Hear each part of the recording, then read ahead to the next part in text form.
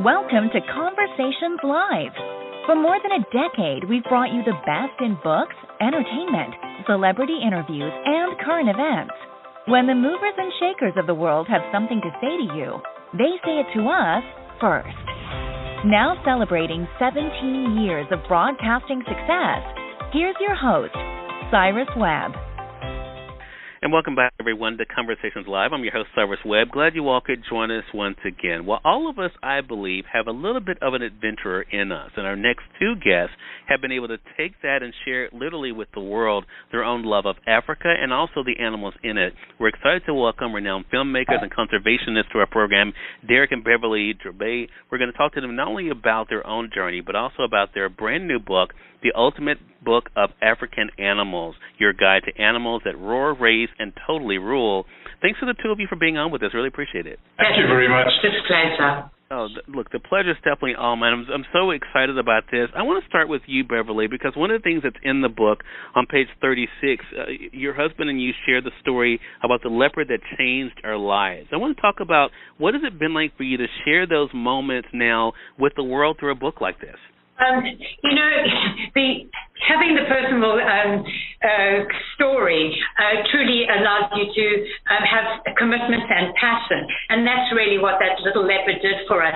She kind of seduced us in so many ways. We met her when she was about 8 days old. Her eyes were still, very murky.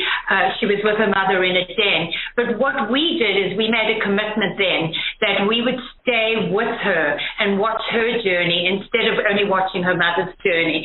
And by doing that, that's where we almost broke a boundary that she was never fearful of us. We became the constant in the forest, the constant around her.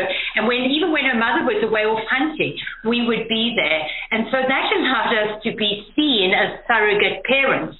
And then, of course, her attitude as she grew up and how she accepted us and the incredible bond, even though it was a wild animal bonding with us. And we never touched her, but sometimes she broke those boundaries and touched us, even though she was a wild animal. So to be her voice and to be the voice for all leopards became our commitment, that we wanted to protect them. They are unique, very important in the ecosystem, in the form of keeping the biodiversity alive. And we started the Big Cat Initiative at National Geographic 14 years ago. And what a beautiful journey it's been. Dereck, I wanted to ask you about this journey when it comes to wildlife. Have you always been a person that's been fascinated about the world around you? Very definitely, and even the wildlife itself. So from a very young age, both Beverly and I actually were going out into the wild with our respective parents, even though we didn't know each other. And through that, I think, through a process of osmosis, really, you start developing those values and those appreciations. I know that, by the time I was 7 years old, I'd been charged by an elephant already. And so I think a deep, enduring love of Africa is what's driven us forward and drove us together. And we met in high school and plotted this journey together. Beverly, throughout the book, you have these segments called Journey with the Jouberts, and we're able to kind of take these different journeys with you about the different animals and your adventures. What has that been like for you to connect with people around the world and allow them to be able to see Africa and the wildlife of Africa differently? Well, I think it is truly about taking individual perspective, the personal journeys, because that's where people can connect. If it is just a very strong encyclopedia being didactic, often you don't resonate with it. And so we have enjoyed telling those stories. They are incredibly intimate to us, especially with Dereck and I experiencing them. I mean, one of the stories is right at our camp. We heard this piercing scream, and we ran out in the middle of the night, and here we saw something that was truly a phenomenon of nature. We had always, read about it, heard about it, and never seen it. And here this python was dislocating its jaw to consume a small little antelope. We managed to photograph it and film it, and of course, we've got some of the images in the book as well. every animal is something that we have to watch out for our own survival, including snakes. I mean, Dereck was bitten by a snake not so long ago as well, which was one of the second deadliest snakes in Africa.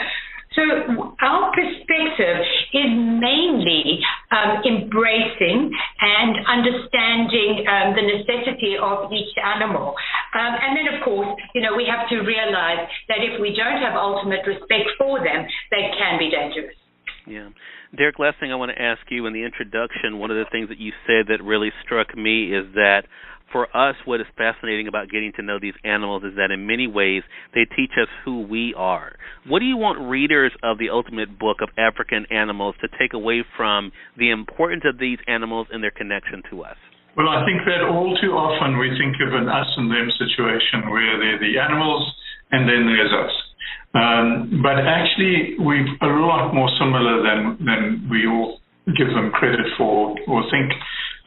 One of the great animal guides in my life is an elephant, where you look at elephant society and you realize that they have the empathy, the trust, the grace, the dignity, and all of the great characteristics in humans are already there in elephants, and I think that they are able to guide us to be better at who we are. I think that what this book does in many ways is it holds up a mirror to that world and to us and how we're so closely bonded and connected. Yeah. Again, everyone, Dereck and Beverly Joubert have been our guests. The new book is The Ultimate Book of African Animals, Your Guide to Animals That Roar, Raise, and Totally Rule by National Geographic Kids. Make sure you guys get yours through Amazon or your favorite local bookstore. Beverly, how can our audience stay connected with you and your adventures? Through the National Geographic, we created that Big Cat Initiative we spoke about. So if you go on to the National Geographic Big Cat Initiative website, or you can stay connected in all the conservation work we're doing right now through GreatPlainsFoundation.org, and you'll see each and every conservation project. So they're not all about wildlife. We do a lot of community work at the same time. And over this pandemic, the last 22 months, we created a project called Project Ranger. And that is really to protect these pristine areas around Africa and how to protect the frontline workers and be able to pay for their salaries so that they can continue through this pandemic. Otherwise, we are losing vast tracts of wilderness through poaching, people taking advantage because it's an illegal crime, and trying to ship ivory, rhino horn, pangolin, across the world to Asia. So Project Ranger is one of the projects in the GreatPlainsFoundation.org. Well, Beverly, Dereck, thank you so much for the time. Thank you for the work that you're doing. Please stay safe, and we look forward to our next conversation together. Thank you very much. Appreciate it. Have a good day. You as well. Thank you, our audience, for tuning in to another great segment of Conversations Live. Until next time, I'm your host, Cyrus Webb, saying, as always, enjoy your day, enjoy your life, enjoy your world. Thank you all for choosing Conversations Live. Then let's go make today amazing. Take care.